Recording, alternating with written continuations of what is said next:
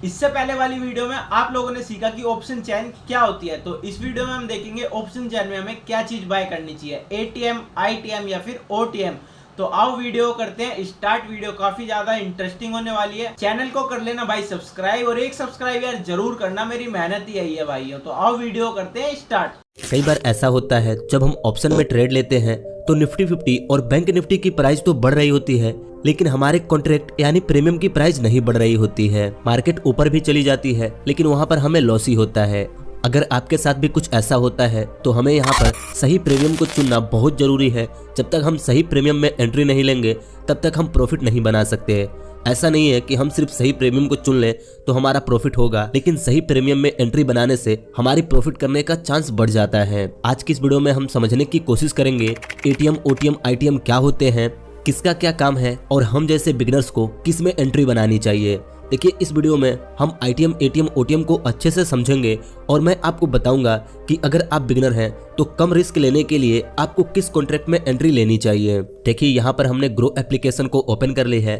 हम में से ज्यादातर लोग निफ्टी 50 और बैंक निफ्टी में ट्रेडिंग करते हैं, तो हम निफ्टी 50 पर क्लिक करेंगे तो हमें यहाँ पर एक ऑप्शन चेन का ऑप्शन दिखेगा। हम जैसे यहाँ पर क्लिक करेंगे हमारे सामने सारे कॉन्ट्रैक्ट आ जाएंगे। इस साइड कॉल साइड के कॉन्ट्रैक्ट हैं, इस साइड पुट साइड के कॉन्ट्रैक्ट हैं। देखिए, पहले हमें इस कंफ्यूजन को दूर करना होगा। प्रीमियम, कॉन्ट्रैक्ट प्राइस और स्ट्राइक प्राइस तीनों सेम होते हैं। अलग अलग लोग अलग अलग तरीके से इन्हें नाम देते हैं। कुछ लोग प्रीमियम प्राइस बोलते हैं, कुछ लोग कॉन्ट्रैक्ट प्राइस बोलते हैं और कुछ लोग स्ट्राइक प्राइस बोलते हैं। यहाँ पर देखिए, इस साइड कॉल के कॉन्ट्रैक्ट हैं, इस साइड पुट के कॉन्ट्रैक्ट हैं। देखिए, जब हमें लगता है कि मार्केट अप में जाने वाला है तो हम कॉल के किसी एक कॉन्ट्रैक्ट में एंट्री बनाते हैं, और जब हमें लगता है मार्केट डाउन जाने वाला है तो हम पुट साइड के किसी एक कॉन्ट्रैक्ट में एंट्री बनाते हैं।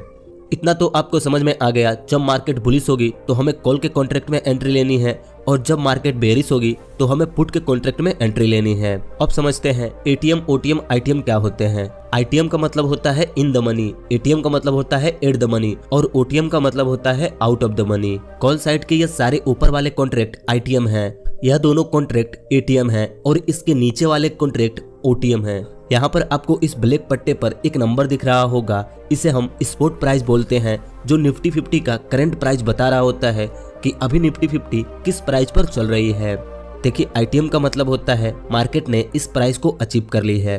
एटीएम का मतलब होता है अभी मार्केट इस प्राइस के आसपास चल रही है, और ओटीएम का मतलब होता है मार्केट वहां तक जाना चाहती है।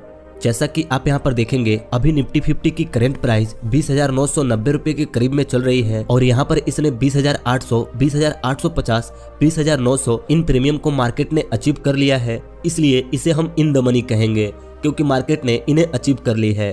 अब मार्केट 20,950 और 21,000 के आसपास में चल रही है। मार्केट 21,000 तक भी पहुंच सकती है और 950 के नीचे भी जा सकती है। इसलिए यह एट द मनी है, मतलब कि मार्केट ऊपर नीचे हो रही है, और इसके नीचे यह सारे contract out of the money है, क्योंकि मार्केट को इन नंबरों को अचीव करना है। वैसे ही पुट साइड में यह नीचे वाले कॉन्ट्रैक्ट इन द मनी है, यह कॉन्ट्रैक्ट एट द मनी है, और यह ऊपर वाले सारे contract out of the money है, क्योंकि पुट साइड में मार्केट ने इन नंबरों को अचीव कर लिया है। अभी इन दोनों के पास है और इन नंबरों को अचीव करना है, क्योंकि जब मार्केट गिरेगी तभी तो यह स्पॉट प्राइस ऊपर जाएगा और यह नंबर अचीव होंगे।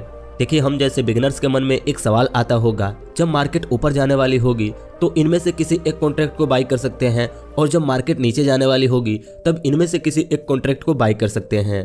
देखिए, ज्यादातर बिगिनर यहीं पर गलती करते हैं। उनके पास कैपिटल कम होता है और वो कम प्राइस वाले कॉन्ट्रैक्ट में एंट्री लेते हैं। मार्केट तो ऊपर जाती है लेकिन उनका प्रीमियम का प्राइस नहीं बढ़ता, और मार्केट ऊपर जाने के बाद भी उन्हें वहां पर लॉस हो जाता है। देखिए, ऑप्शन में कुछ ग्रीक्स काम करते हैं, जैसे कि डेल्टा, थीटा, गामा, वेगा और रो। देखिए, हम जैसे बिगिनर्स को दो चीजों के बारे में पता होना चाहिए, थीटा और डेल्टा। हम जैसे जैसे ट्रेडिंग में आगे बढ़ते जाएंगे वैसे ही धीरे धीरे हमें हर एक चीज पता चलने लगेगी, लेकिन फिलहाल में हमें दो चीजों को जानना है, डेल्टा और थीटा।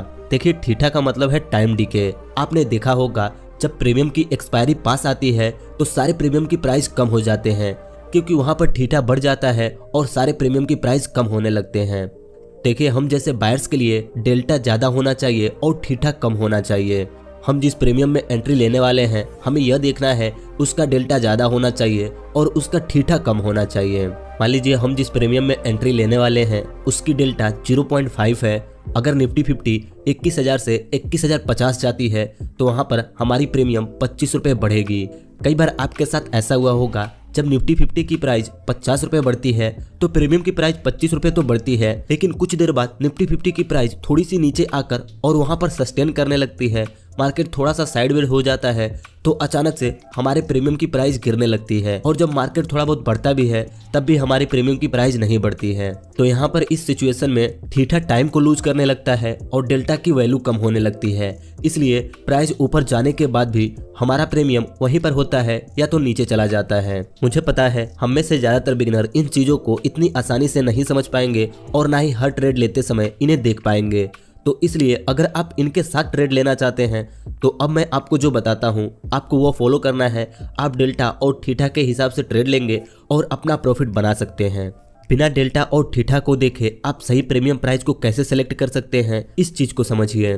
देखिए, अगर आप स्कैल्पिंग करते हैं या स्कैल्पिंग करना चाहते हैं तो आप दोनों साइड के आउट ऑफ द मनी में अपना ट्रेड ले सकते हैं, क्योंकि स्कैल्पिंग में हम ज्यादा से ज्यादा 5 से 10 मिनट तक अपने पोजीशन को होल्ड करके रखते हैं।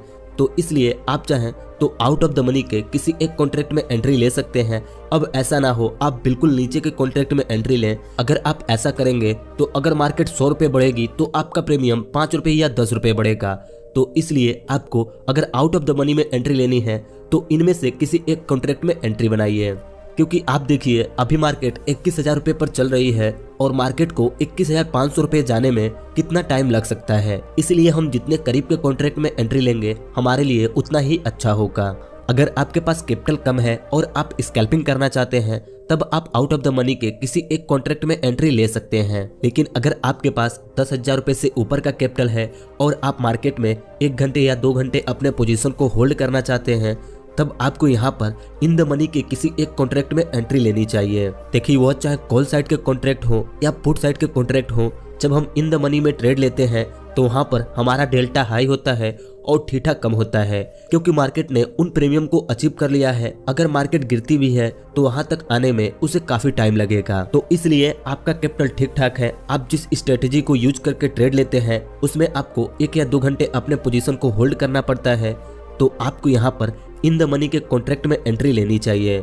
इन द मनी के कॉन्ट्रैक्ट में आप इनमें से किसी एक कॉन्ट्रैक्ट में एंट्री ले सकते हैं। और अगर आपका कैपिटल थोड़ा बहुत कम हो जाता है तो आप एट द मनी में ट्रेड ले सकते हैं। लेकिन जब आप एट द मनी में ट्रेड लें तो कोशिश करें 30 से 40 मिनट के अंदर अपने पोजीशन को एग्जिट कर दें। देखिए, इस तरह आप बिना ऑप्शन ग्रीक्स को देखे सही प्रीमियम को सेलेक्ट कर सकते हैं और लॉस करने से बच सकते हैं। अभी आपने ट्रेडिंग स्टार्ट किया है और आपको अभी इन सब चीजों पे ज्यादा दिमाग नहीं लगाना है, तो इस तरह आप सही प्रीमियम को सेलेक्ट करके अपना ट्रेड ले सकते हैं। बस आज की इस वीडियो में इतना ही। मुझे उम्मीद है आपको एटीएम, आईटीएम, ओटीएम समझ में आ गए होंगे और यह डेल्टा थीटा कैसे काम करते हैं इसके बारे में भी आपको नॉलेज हो गया होगा। अगर आपको इस वीडियो से कुछ सीखने को मिला तो आप हमें कमेंट करके बता सकते हैं।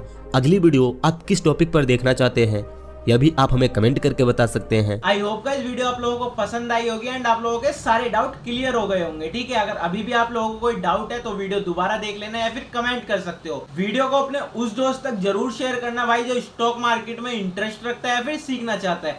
मैं मिलता हूँ आप लोगों से नेक्स्ट वीडियो में, जब तक के लिए जय श्री राम भाइयों।